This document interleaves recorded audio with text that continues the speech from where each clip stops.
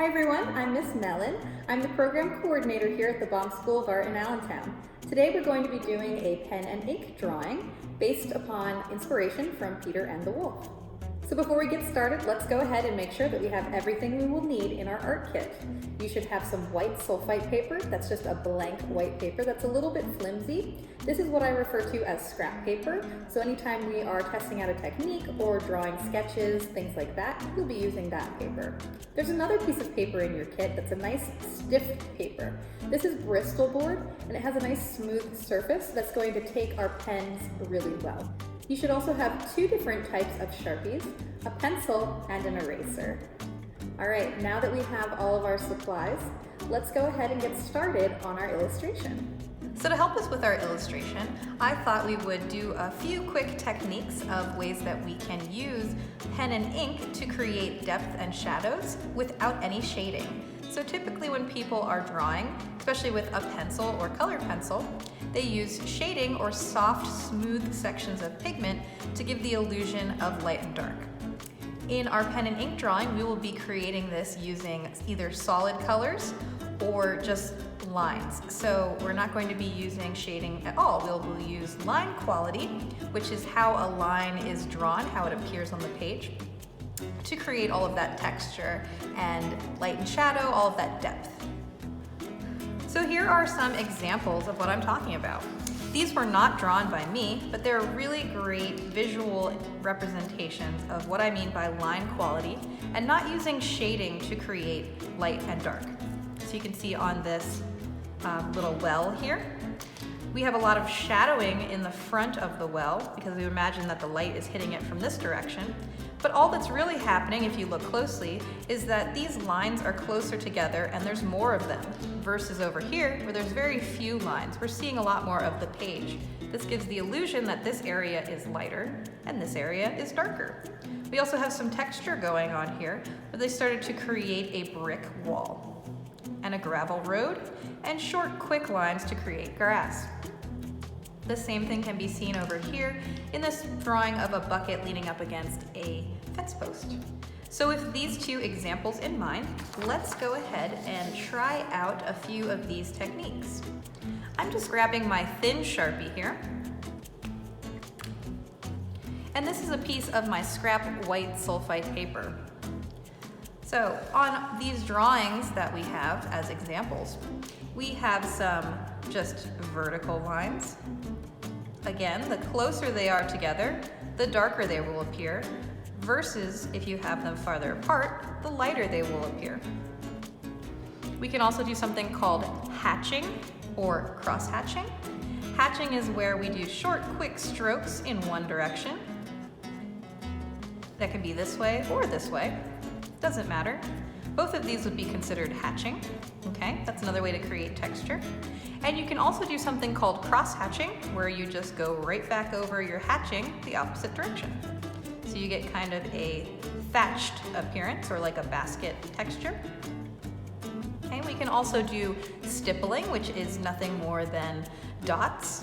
Again, the closer they are together and the more dots there are, the darker it will look, versus spacing them out more and eventually getting very sparse, we can change that color variation. We can also create lots of textural, we can also create a lot of visual texture by changing up our strokes with our tool. So, like I showed you with this grass here, we can just do quick strokes in different directions really quickly and kind of give ourselves the idea of grass. If we were doing water, we could have some wavy lines, right? Versus some other softer lines, like maybe a cloud or something. And we can also use these to create, textures like fur. Maybe even shorter hatching.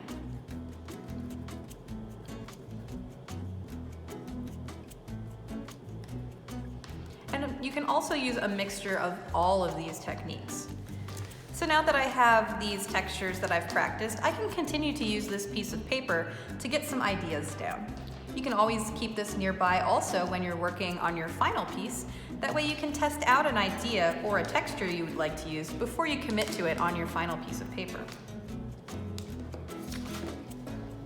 So now we want to create a sketch on our Bristol board. Remember, the Bristol board is that really nice, thicker piece of paper.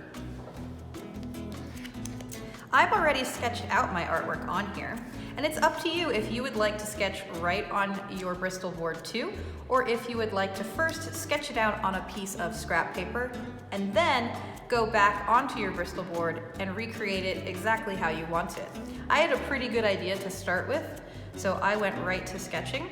Again, you might want to try some things out on your scrap paper before you work on your Bristol. But either way, we still want a light sketch before we go to pen and ink.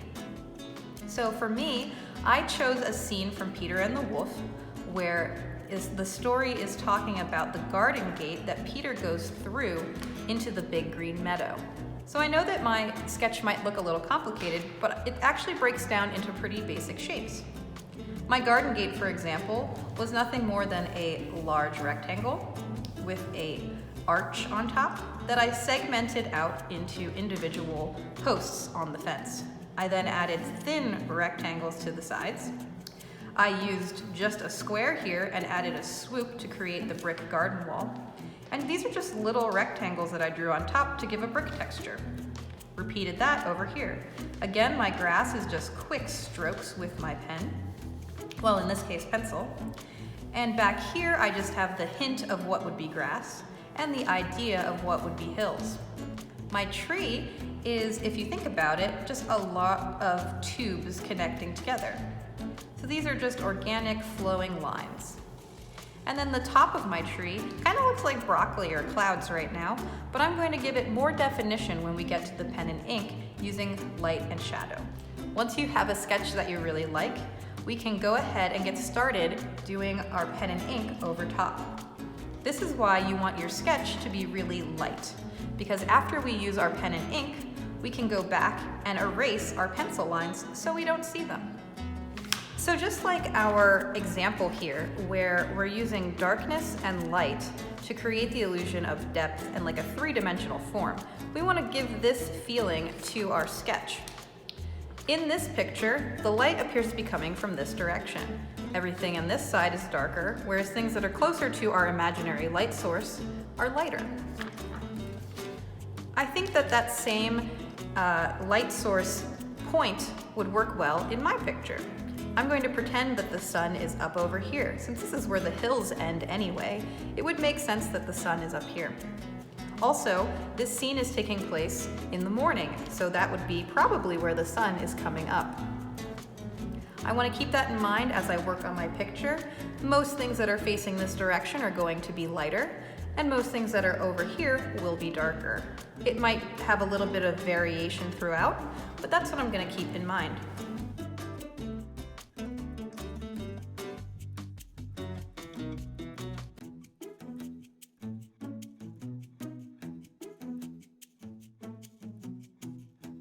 Okay, so from here, I can go back and erase my pencil lines if I want to. That way no one can see where my sketch was. So I like to wait to use my thick Sharpie until I have erased my paper, because erasing over Sharpie sometimes lightens the color, and I want my dark blacks to be very black. Again, my light source, we said, is gonna come from over here, so I'm gonna keep things that are farther away and not getting hit by that light really black. Maybe the edges of my tree, some of the areas I've already made pretty black, and perhaps even this outline I created around my image. And there we go, my final illustration using pen and ink.